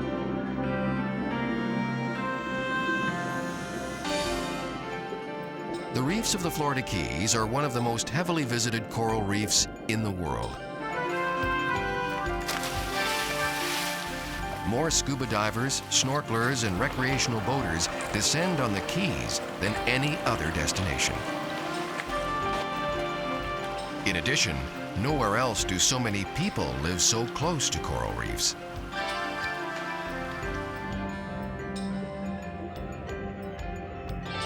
In the late 1950s, concerned citizens of the Keys recognized that this beautiful resource was threatened. The concept of an underwater park or sanctuary was unheard of at the time, but the idea gained momentum. In 1960, dedication ceremonies proclaimed the creation of the world's first marine park. John Pennekamp Coral Reef State Park remains one of the most popular attractions of the Florida Keys. The Christ of the Abyss Monument lies in the park's shallow water, accessible to both snorkelers and scuba divers. By the mid-1970s, the Supreme Court restricted the state's waters to a 3-mile limit offshore. This left the main reef system outside Pennekamp Park, unprotected from development or overfishing. The National Oceanic and Atmospheric Administration, or NOAA, recognized their importance and declared the protection of these outer reefs a high priority. The Key Largo National Marine Sanctuary was created to further conserve the rich coral reefs and waters of the region. In 1990, Congress passed an act designating an even greater Florida Keys National Marine Sanctuary. The second largest ocean preserve in the country, the sanctuary stretches from Miami through the entire span of the Florida Keys, all the way to the Dry Tortugas.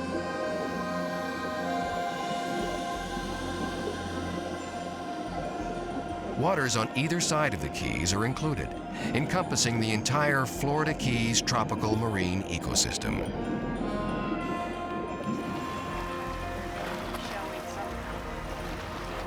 To learn more about the park, we spoke to Sheva Heck of the Florida Keys National Marine Sanctuary. On the carrying capacity of coral reefs.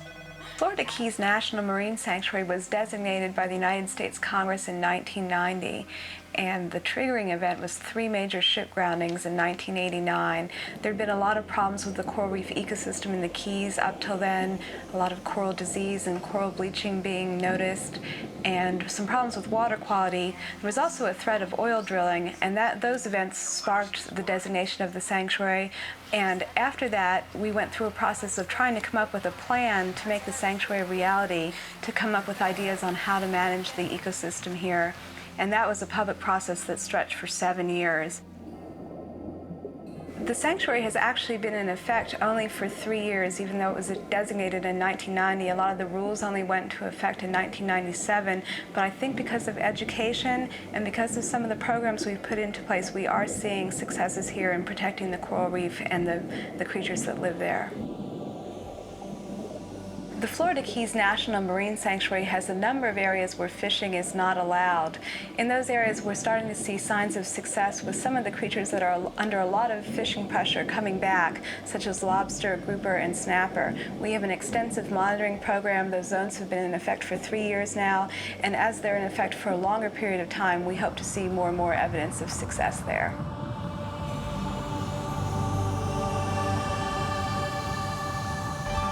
One of the many mandates of the Marine Park is to protect reefs from the damage of anchoring. A mooring program was established to reduce the destructive effects of heavy anchors. Stainless steel pins are secured directly into the limestone reef in large cement-filled holes. From the pins, thick lines hold floating mooring buoys at the surface.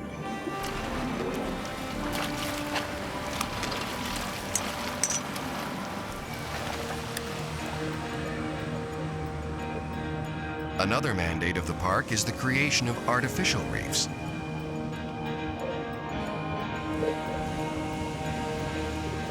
With remaining coral reefs under increased pressure, marine life that lives and migrates along the Gulf Stream had little protection. Since 1985, several decommissioned or derelict ships were stripped of contaminants and sunk as artificial reef structures. Bathed by the rich currents of the Gulf Stream, the hulls quickly attracted encrusting organisms like sponges and sea fans. Fish immediately moved onto the wrecks to take advantage of shelter and food.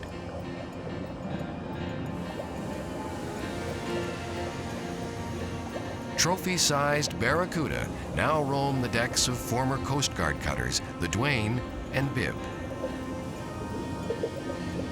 Pairs of large gray and French angelfish spend their entire adult lives on the wrecks.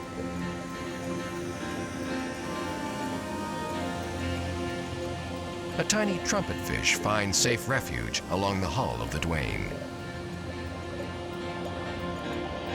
The sanctuary is looking at artificial reefs as a way to take diver pressure off the natural coral reefs. Right now, there are many shipwrecks in the Keys that are there as a result of accidents on the coral reef, hurricanes. There are also some that were put there on purpose in order to serve as dive spots or fishing spots. The sanctuary is looking at those, studying those to figure out what effect they have on shifting divers away, what effect they have on fish populations on the natural reef, and based on those studies is going to decide how many more artificial reefs, shipwrecks, should be put down.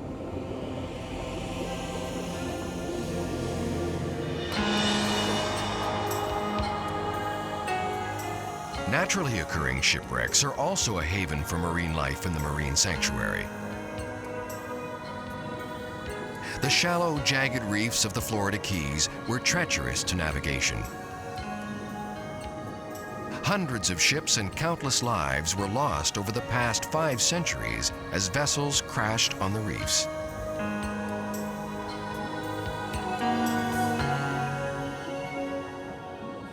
We're in a very exciting time right now. I think in the 21st century, we're going to see a lot of the programs that we're initiating now and that really are requiring a lot of hard work without seeing much initial results. Water quality is a perfect example. It's a very complex problem that's going to take years to solve. Some of those problems are going to turn around in the 21st century as the hard work we're putting in now pays off. Like most people who have hands-on jobs in marine conservation, I would say that I'm an optimist when it comes to the prognosis for the world's coral reefs. Especially here in the Keys, we have been able to put programs into effect that are already showing results. The Florida Keys National Marine Sanctuary has seen some real successes in a very short period of time, with continuing education, with community involvement in fixing the problems that face the coral reef and the surrounding ecosystem, and with continued commitment to the sanctuary programs. I'm confident that we can make real progress in protecting the environment here in the Keys, and that we can provide a model for other marine parks to protect the coral reef ecosystems around the world.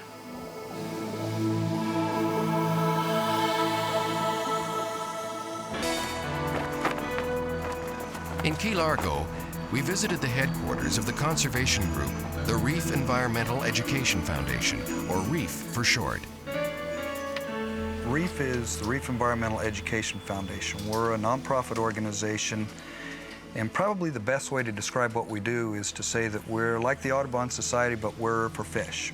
So we teach people about how to identify marine life, their behaviors, their ecological roles, and we collect data on what fish are found in what areas throughout the Caribbean and throughout the U.S.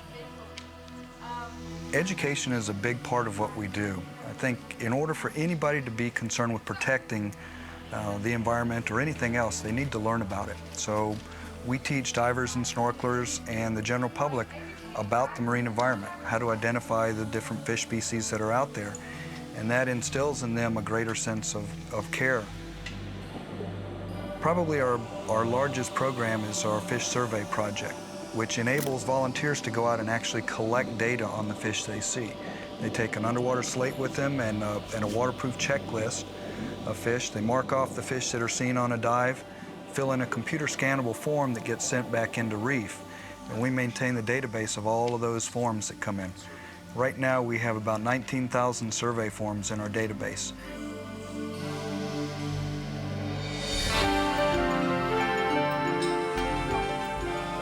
In the Florida Keys, we joined a charter with Ocean Divers of Key Largo, along with members of REEF, for a first-hand look at the National Marine Sanctuary.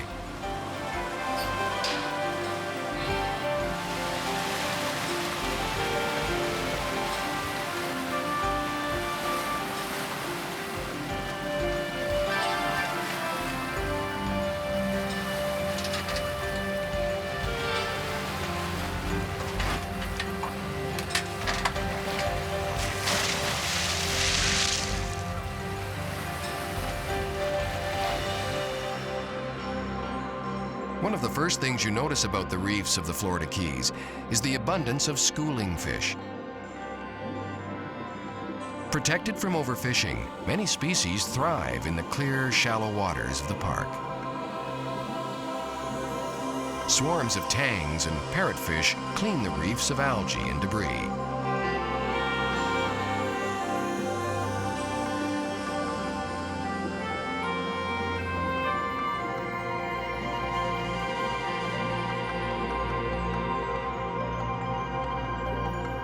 Grunts, snappers, and other colorful species hover around the reefs for protection from predators. Large barracuda are always on the lookout for a meal. Implemented for just a few short years, no-take fishing zones in the sanctuary appear to show promising results. REEF's program has been gathering data in the Florida Keys since 1993, and so that puts us at about 7 years worth of data. The sanctuary zones were implemented in 1997, so we have data both before and after implementation of the zones. I would have thought after implementation of the sanctuary regulations, particularly setting up the no-take areas, that it would be a number of years before we'd see any change, probably 5 or 10 years, but actually we've started to see change already, particularly in the snapper and grouper species, which are targeted harvested species, and lobster as well. Our program is really focusing on looking at fish species, but on surveys that we conducted over the last 2 years, we've also been making notes about the number of lobsters we see. For example, on one particular dive in Key West, within a no-take area, on a 45-minute dive, I counted 87 lobster. On a corresponding site very close by that was open for lobster harvest, on the same day I counted 1 lobster. So within a short period of time, we're starting to see a big comeback in the number of lobsters on these reef sites.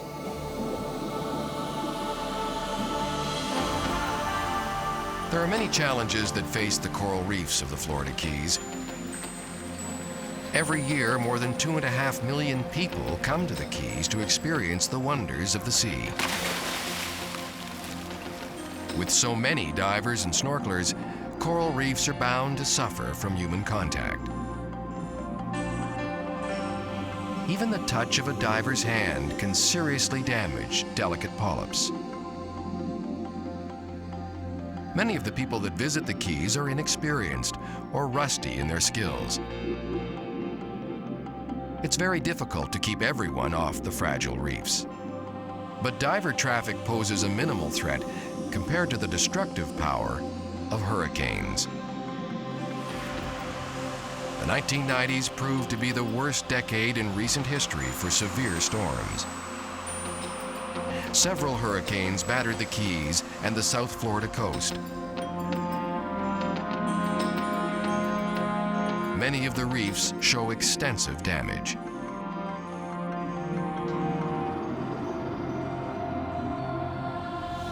I'm very optimistic about the health of the reef systems in the Keys. We've already started addressing some of those key issues like overfishing, and we have some regulations that provide some teeth in effect to look at the issues on land and water quality issues. And I think that's going to begin the process of looking at the overall picture of this reef. I think there are a number of marine reserves throughout the Caribbean on paper. However, in order to be an effective marine reserve, we really need to have some no-take zones, and we need to have enforcement, because a paper marine park is really not going to do the job. I think the Florida Keys National Marine Sanctuary serves as a great example of how successful marine management strategies can be. Teeming with colorful tropical fish, marine invertebrates, and plants, the waters of the Florida Keys are unparalleled in their diversity.